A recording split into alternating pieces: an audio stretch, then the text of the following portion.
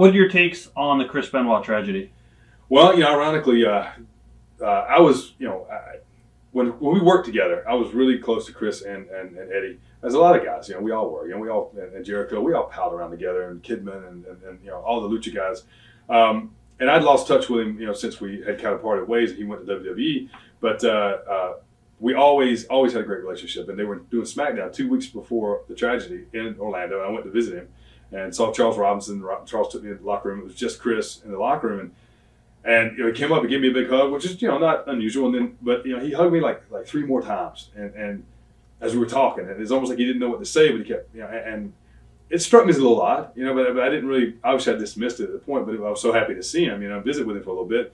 And, and then of course, when everything happened, I like everybody, just shocked. Because the one thing I would like everybody to know about Chris, the Chris that I knew, he's the most professional guy there ever was. I never even saw him raise his voice to anybody. I never did, him or Eddie, and Eddie could have a temper, but I never really saw Eddie lose his temper on anybody. But the one thing I hate more than anything is that so many people that don't know wrestling will remember him for that, and it's just so sad because God knows, he gave so much to this business, and so many people really, really owe their careers to some of the groundwork that he laid, and me included. And so, I just, it's a sad situation. I really believe a lot of it had to do with the head trauma, and I think that has to do with a lot of guys that go through depression and stuff from the business, whether it's during or after they retire. People just don't understand. They have no idea the head trauma that we go through night in, night out. And the wrestlers, we dismiss it because the wrestling business pitches this idea that we're these indestructible athletes. After a while, it's not that uncommon, I think, for a wrestler to start believing that to a certain degree. Whether obviously they don't do that consciously, and you start believing that maybe I'm not going to get hurt. I don't get hurt like the regular guy does. And if I do, I better find a way to get well between now and tomorrow night. And I just believe Chris was one of those guys, man. That the show was going to go on, as far as he was concerned, no matter what. And I think he paid a heavy price for that, as far as the brain trauma. Right. What are your memories of your first match? Oh my God! That's one of the things I wrote down here in some notes earlier on the flight over.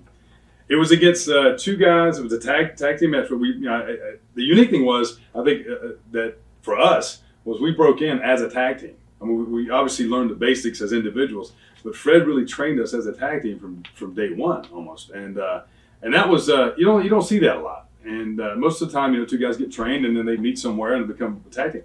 So we played side by side for 3 years. We knew each other. Without communicating, without speaking, we just knew how to read each other, and that carried over into wrestling. But after the 5-month, torture program that Fred put us through, we wrestled, and I think it was somewhere in North Florida, right over the line. But it was against a tag team called and I'm not making this up, the Smurfs. Huh. And they were 2 guys who were, the best I can describe them, they were very nice guys, and they helped us a lot. But not really midgets, but not really your normal size. They were both about 5'5", 5'6", and that was the first time, that I think, our egos were checked a little bit, because obviously we were going out there to wrestle, and we were, we didn't win, and that was, I remember that ride home, and we were both just like, we were just going back and forth, what the heck, this and that, and Fred's just, just laughing the whole time because he just knew that was the first step in many challenges as far as. All right. Checking your ego at the door, so to speak. Is it true that Tommy Rich gave your name? Yeah. and I first met him at Peach State Wrestling, believe it or not. And then he asked me to do he called me and said, hey, I think I got this other show. Would you like to book it? But he actually was the beginning of the end of my tag team relationship because he kind of wanted me as a singles wrestler.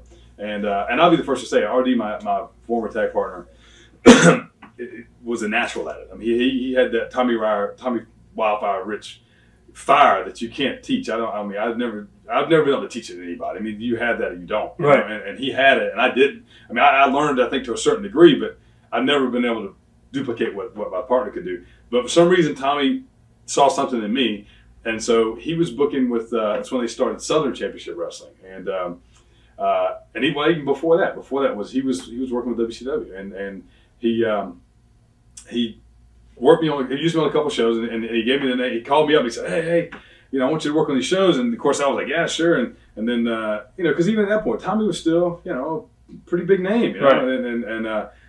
So they called me and said, well, we got to find you, some kind of a nickname, and I'm like, okay. So he calls me back, later, and he says, I got it. He said, we'll call you Sugar Ray Lloyd.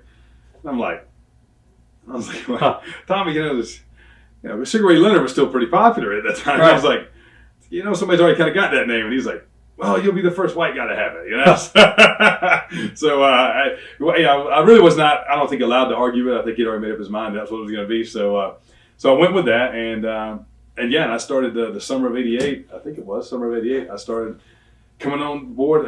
He got me booked with WCW to work some job matches, and probably one of, if not the biggest learning experience of my life, really, that summer. Did any of the vets ever try to test you? Yeah, a few of them. Right. A few of them. There's one guy that was with the indie promotion up there. We ended up having a very good relationship in the end. But Steve Lawler, he tested me one time in the ring when I was first starting with Southern Championship Wrestling, and I think a lot of it was because I just come out of college, and I was this college boy, and kind of clean cut, and I think I fit that stereotypical mold of the babyface guy, right. and wrestler, and he he tested me right off the bat, and I just reaction wise, I just gave it right back to him real quick, and he kind of calmed down a little bit, and then I was actually watching a match from that period just recently, and a guy who's really helped me a lot, Ted Allen, who Masked Nightmare. I saw a match where he kind of tested me. I'd kind of forgotten about it, but I think I bought my wrestling ring from him. Yeah. So he's always got a ring to sell. But Ted tested me some, and I don't think I've ever really been tested by anybody that was who didn't generally had something against me. It was just, okay, let's see what this young buck has. Right. So, and that's fine. I mean, because I think as you get older as a veteran, it's almost like a rite of passage to do that a little bit without being a horse's rear to somebody. Right. So. How did you get into WCW around '89? Oh man, I think that's when I was doing the job. Started doing the job. So Okay. 88 or 89. I can't remember. But that Tommy, called me and said, "Hey, look, they're looking for some guys. Would you want to do it?" And I remember saying yes, but hanging the phone up and thinking, "Man, God, what did I just sign up for?" And my first match ever was in the Albany Civic Center with Butch Reed. Right. And man, I mean, here I went from wrestling National Guard Armories to the Albany Civic Center, which still is. I mean, a heck of a building. And I remember walking in there scared to death because I didn't know anybody.